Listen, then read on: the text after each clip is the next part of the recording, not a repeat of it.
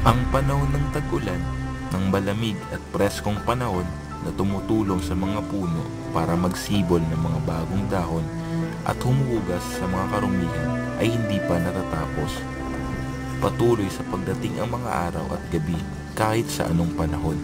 Ang pagdaraan ng mga araw ay sumaksi sa pagpapahid ni Pak ng balsamo sa kanyang mga sugat para mabuwasan ang pamamaga sa kanyang muka at ibsan ang sakit na nadarama ng kanyang loob. Habang dumaraan ang mga araw, ang mga sariwang sugat ay natuyo. Nag-iwan ng mahabang pilat sa ibabaw ng kanyang kaliwang kilay. Ang mga araw at gabi patuloy na dumarating kay Pak. Pero ang mga dumaraang mga araw at gabi ay hindi na makakapagsauli sa apat na ngiping nawala sa bibig ni Pak. Katulad ding hindi na iyon maipigil ang kamay ni Pak sa pag-abot sa bote ng alak at pagdadala roon sa kanyang bibig. Kaya ang dumaraang mga araw at gabi ay sumaksi sa walang humpay na pag-inom ni Pak sa mga oras na siya'y gising. Ang pabubugbog na tinanggap ni Pak ng gabing iyon ay hindi lang nag-iwan ng sakit sa kanyang katawan kundi nag-iwan din ng tatak sa kanyang isipan. Sa loob ay nakadarama siya ng galit at pangangailangang makapaghiganti. At nag-isip pa nga siya ng paraan kung paano niya bubueltahan ang mga nanakit sa kanya. Natatandaan niya ng malinaw na 2 sa 3 taong sumalakay sa kanya ng gabing iyon.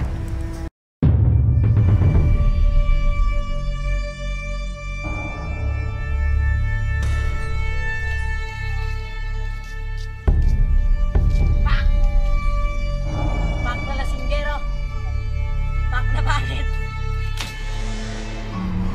Wala kang respetong bata ka. Aray!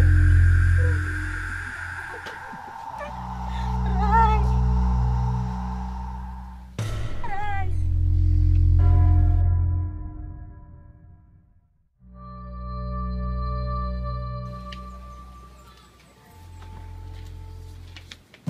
Kumakain boy. Pwede yung pumukol sa bata.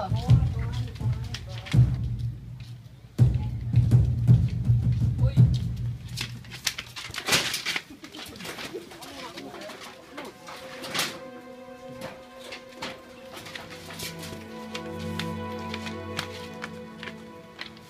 Tama sa'yo yan. Bayos lang sa'yo. Gayunman, sa pagdaraan ng mga araw, naglubag ang kagustuhan niyang makapaghiganti at unti-unti ay mabagal silang napawi ng tuluyan. Marahil ay dahil hindi si Pak ang likas na ganoong tipo ng tao. Siyang tao na ang gusto'y kapayapaan, na takot may pag-away at walang sapat na kalupitan para pumatay. Naisip niyang i-report sa pulisya ang nangyari, pero natatakot naman na balikan siya at salakayin muli ng pamilya ng dalawa. At hindi na matapos agad ang gulo nang iwan na siyang lubos ng hangarin niyang makapaghiganti.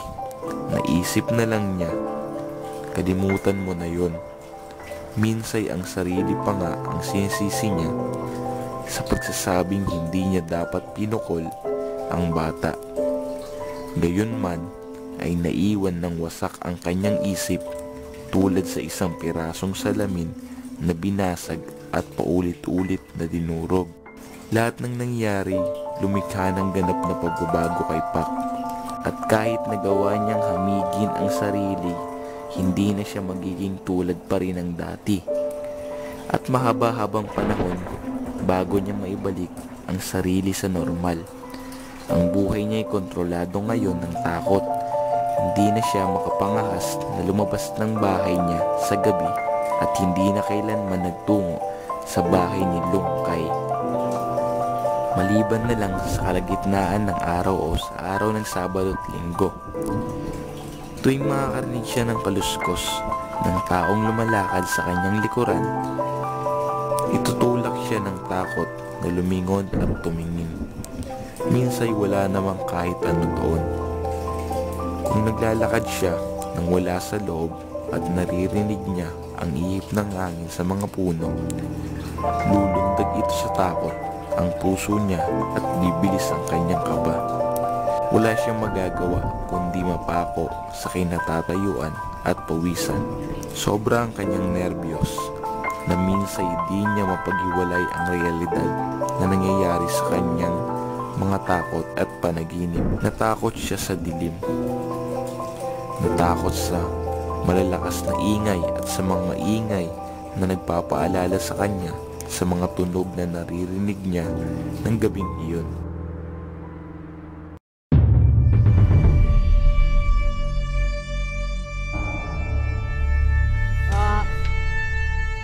Ang sakit.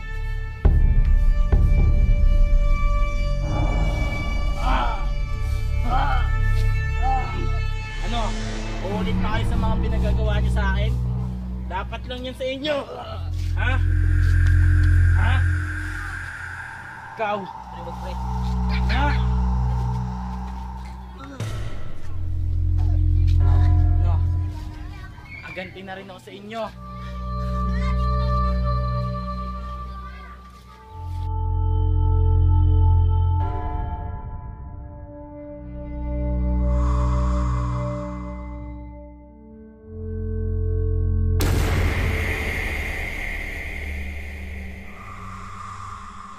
Pre, alam niyo ba yung nangyari kay Pop? Oo naman.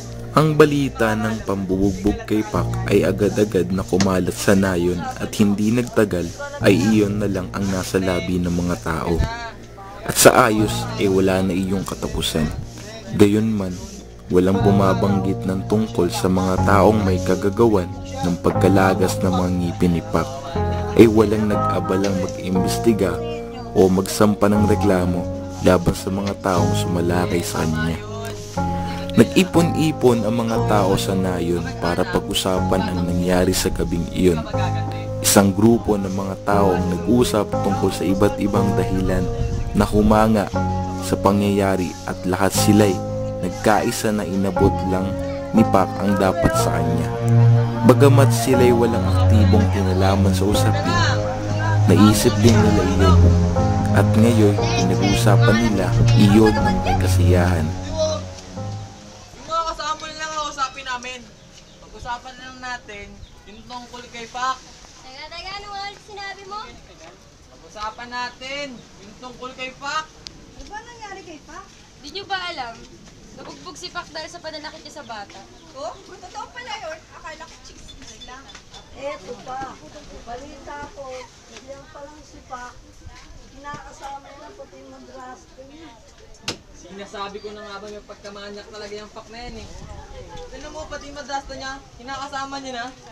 Siguro dahil sa sobrang kalasingan, kaya napagkamalan niyang asawa niya yung madrasa niya. May iba pa na siyang nakararami na hindi interesado sa nangyari kay Pak. Namubuhay sila nang walang pakialam at hindi sila nag-aabala sa problema ng iba. Kapag nababanggit ang nangyari, nakikinig sila ng walang interes at hindi nagsasabi ng anumang opinyon.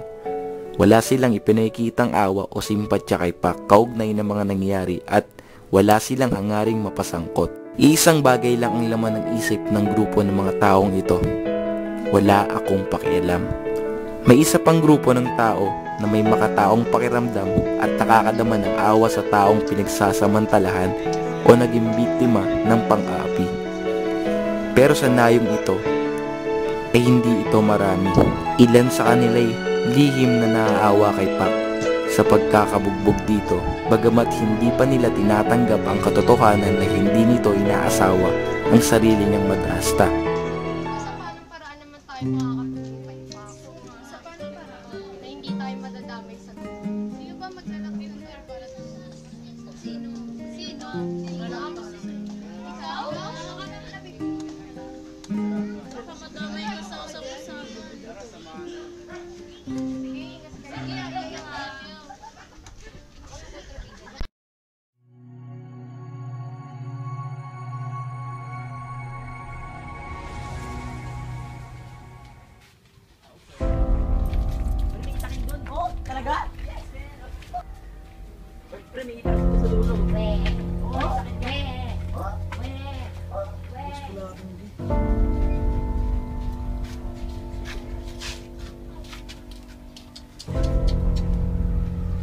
Kamusta ka na, Pak? Ayos ka lang ba? Pagpunti natin sa grabe naman pala yung nangyari sa'yo.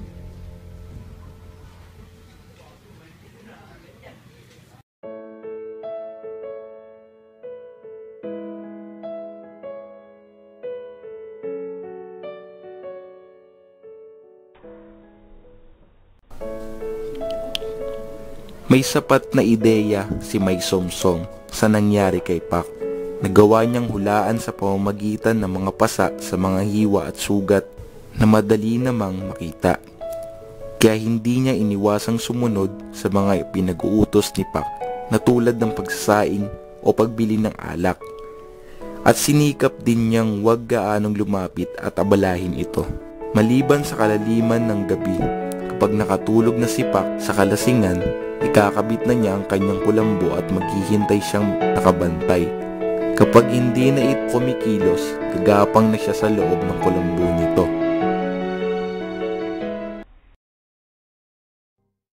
Patuloy ng ginagampanan ni Pak ang mga katungkulan niya bilang janitor ng eskwela hanggang sa katapusan ng buwan ng Agosto. At nang makatanggap niya ang huling sweldo, itinabi niya iyon ng buo at hindi bumawas ng kaunti man para iwan sa principal, dahil naisip niya na ganitong wala na siyang pagkukunan ng sweldo na makukuhanan niya ng maitatabi. Ang mangyayari na lang ay magwi-withdraw siya sa principal. Kailangan niyang tipirin ngayon ang pera niya at bawasan ang paggasta sa mga bagay na di kailangan. At ang mga bagay na hindi kailangan para kay Pak ay ang pagkain ng 3 beses sa isang araw. Hindi niya kailangang alalahaning masyado ang tungkol sa pagkain dahil alam niya na makakakuha siya lagi sa templo ng sapat para ibusog ang sarili, kahit isa kundi man 3 kainan isang araw.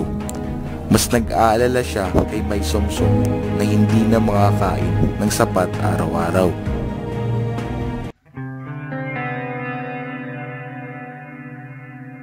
Kalagitnaan ng Setyembre, ang istorya tungkol kay Pak ay nagkumpisang mahawi sa labi ng bawat isa, at hindi nagtagal ay hindi na iyon pinag-uusapan ng mga tao. Ang tanging bagay na lang na interesadong pag-usapan ng mga tao ngayon ay ang elektrisidad na ikakabit sa nayon.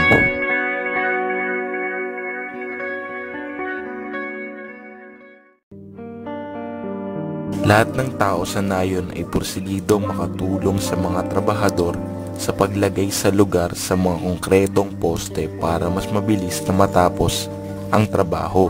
Nakahanda silang lahat na magsakripisyo ng lakas at salapi para sa kapakanan ng komportableng kinabukasan at modernisasyon ng nayon.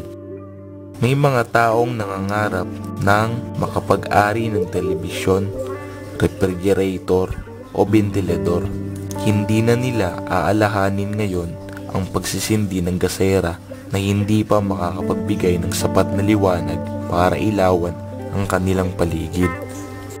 Hindi magtatagal at sa halip ay magkakaroon sila ng mahabang tubong fluorescent para magbigay liwanag sa kanilang tahanan. Magagawa niyong ilawan ang buong bahay at sa kalaliman ng gabi, kung kailangan nilang magpunta sa banyo, hindi nila kailangan mag-abala pa na magsindi ng gasera at magbitbit niyon papunta sa labas. Wala silang dapat gawin kundi pindutin ang bukasan at ang buong bahay ay magliliwanag at iglap na matataboy ang kadiliman sa banyo.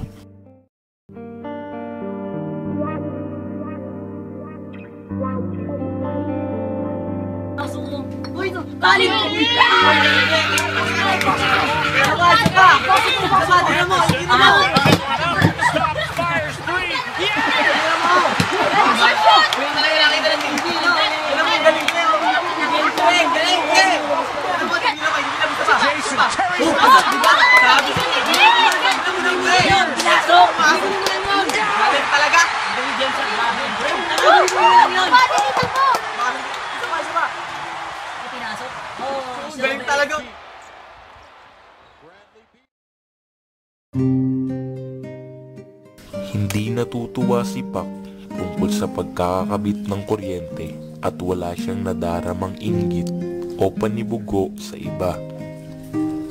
Lahat ng mga oras na gising siya'y nauubos sa bote ng alak ngayong wala na siyang responsibilidad ng pagtatrabaho. Ganap ng malaya ang lahat ng araw niya.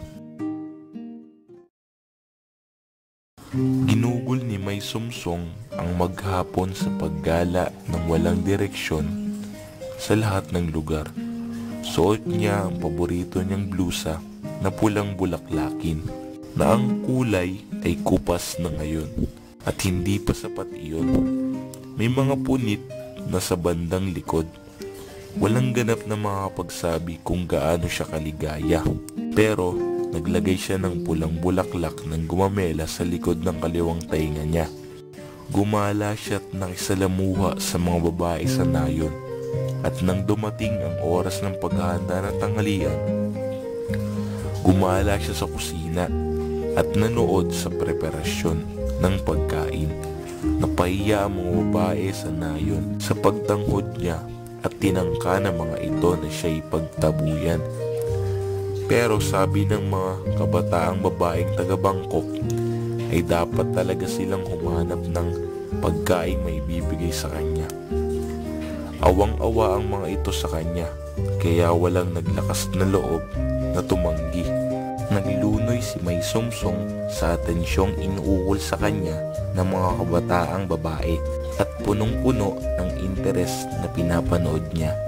Nang kunin ng mga babae ang kanilang tubo ng lipstick at pintahan ang kanilang mga labi pagkatapos kumain. Nainteres siyang mabuti sa matingkad na mapulang kulay ng lipstick at itinuro niya iyon. Sabi niya, "Bigyan mo ako ng isa." Sa harap, nagimbal na mga mata ng mga babaeng taga-nayon na lubhang napahiya sa inasal ni May Sumsong. Isang kabataang babaeng taga-Bangkok ang nag-abot kay May Sumsong ng tubo ng lipstick.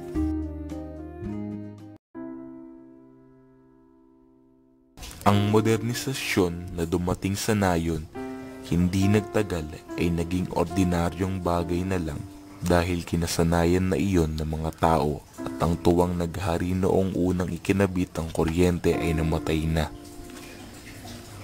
Gusto ng ilan sa kanila'y itaboy ng tuluyan si Pak sa nayon dahil wala namang pakinabang ang sino man sa pagiging narito nito. Liban sa nagagamit nila ito bilang masamang halimbawa kapag tinuturuan nila ang mga bata.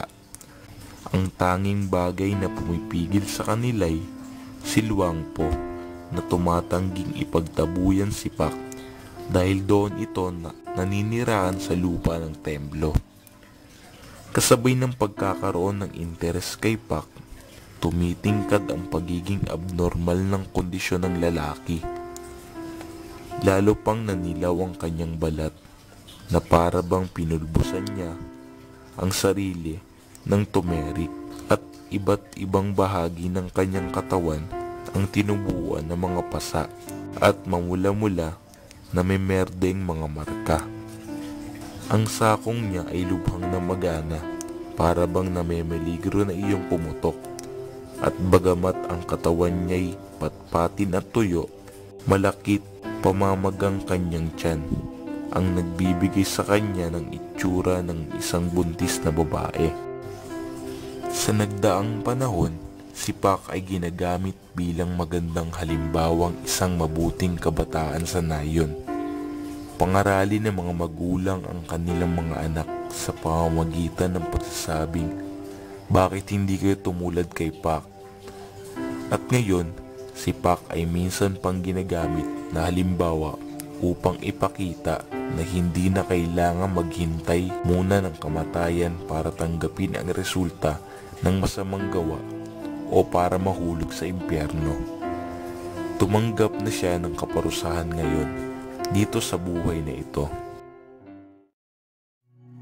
Sino man kina Pak at May Sumsong ay hindi na nanood ng palabas.